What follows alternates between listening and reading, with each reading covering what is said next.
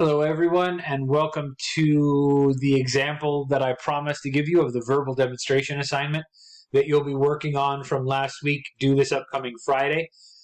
In this video, I hope to give you basically a look at what it is I'm expecting from you for this assignment. So remember, the first thing you have to do is go to that 16 Personalities website, the link you can find in both the PowerPoint and the explanation for the assignment on the eConestoga site for our class. Go to that website, honestly take the test, read the profile that it provides you, and then put together this presentation. Remember, the presentation must have at least 4 slides, should be around 5 minutes. If you go longer with that, don't go shorter. So watch to the end, and hopefully by the end you'll have an understanding of what I am looking for in this first verbal demonstration assignment that you have due Friday. So away we go. The results that I took. So the results that I got for having taken the test are what they call an assertive advocate. I was really happy to see that it's a rare personality type. I was also really happy to see that it's kind of a complex sort of self. I think I've got a pretty good handle on who I am, and I'm happy to see that this test kind of aligned with a lot of those ideas that I've got about myself. But I have to admit, when I first saw the word advocate there, I kind of took a step back and looked at it a little bit sideways, because when I hear advocate, I think lawyer, and that's not my bent. That's not my interests. That's not the way that I kind of want to go in life. So I read the profile that they have, and I will admit, I think they did a pretty good job. So the first thing they're looking for, the big thing they're looking for, is where you fall percentage-wise on about 5 different scales or 5 different spectra that they set out for you. The first got a 61% in mind. So if you have introverted on one side and extroverted on the other side, I landed up kind of in the middle at about 61%, which they call introverted. And I would agree. I need both social settings and private settings. I need a balance between talking with people and being on my own, being with groups or being with just like my immediate family. I definitely need a balance, which I think then is reflected there with the 61%. I'm not an extreme introvert or extreme extrovert. I'm kind of in the middle with leanings more toward introversion. Energy-wise, what they mean with this is how you energetically gain with the world. So are you information in and reacting to it, or are you more intuitive? This is one of the highest scores I got, 79%, lands me pretty solidly in the intuitive category. What that means is that I tend to make up my own mind. I tend to do my own thinking, do my own processing, work through an idea or an issue, and then make up my own mind versus take yours and absorb it as my opinion. I tend to trust myself and those I trust more than like random experts on the news or on the radio kind of thing. Nature, 60% feeling. This is one of the ones that I'm not totally sure about. Maybe it's just because I hear feeling and I think like emotional reactive. I am emotional. I am reactive to my emotions. I like to think, though, that I am a thought process-oriented person, a logical person as well. So, yeah, I fall on the feeling side. The spectrum here is thinking to feeling. I'm at 60%, so they put me on the feeling side. But again, with introverted, extroverted, I'm pretty much middle of the road, which I think I'd agree with, because I process a lot. I'm logical, but I react to my emotions in the world. The next one, tactics and judgment. What that means is that I'm the type to make decisions. I like decisions to be made, and I'll wade into them even if they're controversial or even if an argument might happen.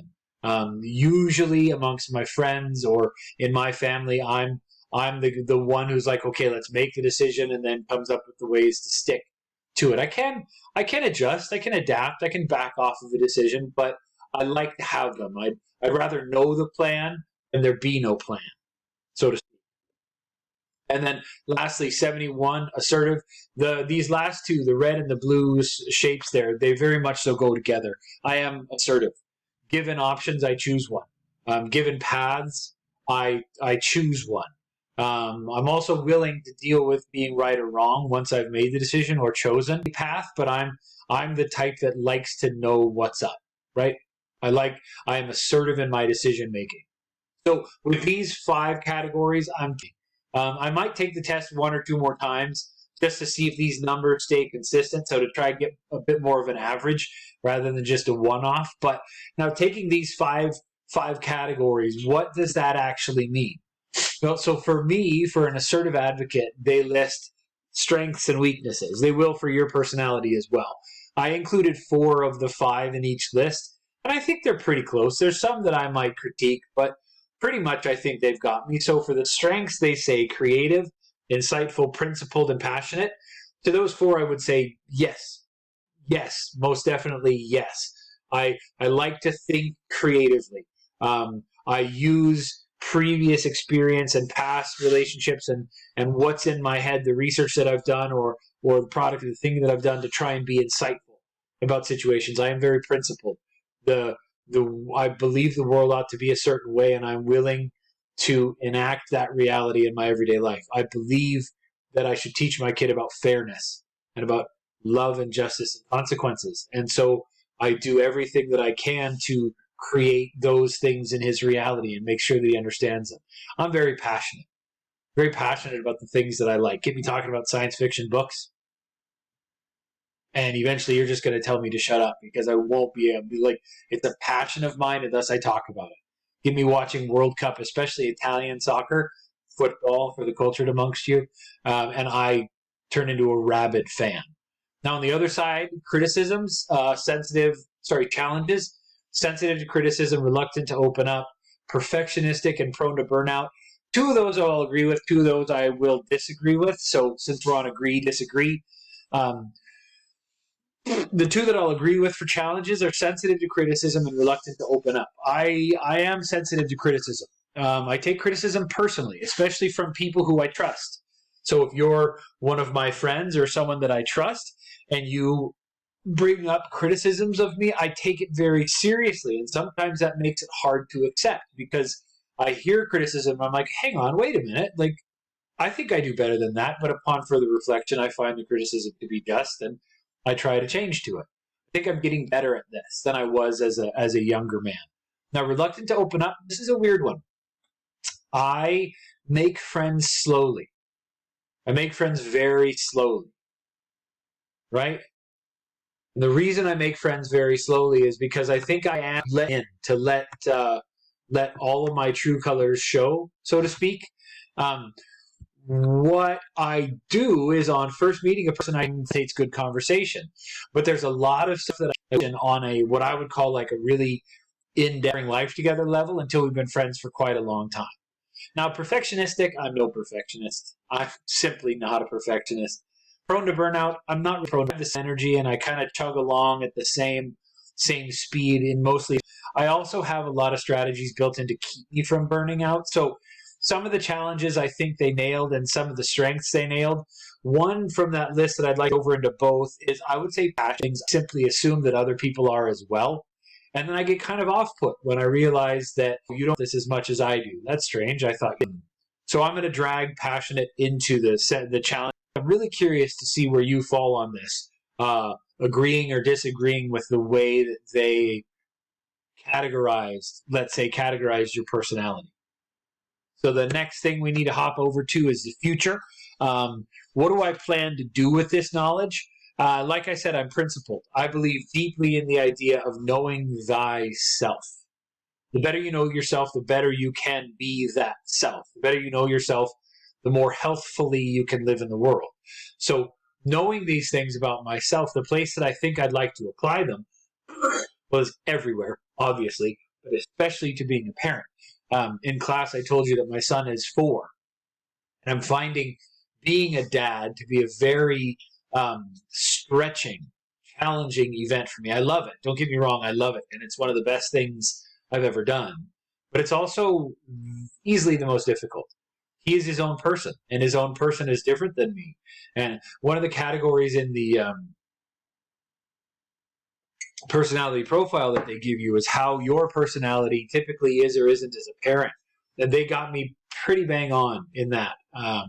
I expect my son to be a creative, individualistic, skeptical, thoughtful human being because that's what I think I am. Well, I need to be able to accept that his very best, knowing himself, will necessarily be different than me knowing myself. And what I want to be able to do is I want to get to a place where I can recognize the difference between him and me and acknowledge that and build that up in him. I'm not going to get into much more what I will do because I think that's a valid example of how I can know myself better and what I can do with it. So then something interesting about me is I think that this personality test does one thing especially well, is that it speaks to my motivation. Now, I like this picture because it shows a gray-haired, bespectacled professor professing to a class. And this is something that I love to do. Don't get me wrong. Like, I love teaching, but I especially love teaching face-to-face in front of people where there is interaction. And then when the teaching is done, I need my space. I need to go for a walk by myself or read a book or take some time to myself to kind of regather myself unto myself. Knowing myself helps me better understand my motivation for why it is that I do what I do. Knowing that I am in these certain places, in these certain categories, like we saw on slide 1, helps me understand why it is that I love being a professor and teaching this kind of stuff as much as I do. So that's my presentation. It's a little longer than the 5 minutes required, but, I have the gift of gab, so what are we going to do? So thank you for watching. Thank you for staying till the end. Hopefully this gives you an example of what you can do for your own project. And I really look forward to both seeing you in class on Friday and then looking through your assignments once you've handed them in. Thanks very much.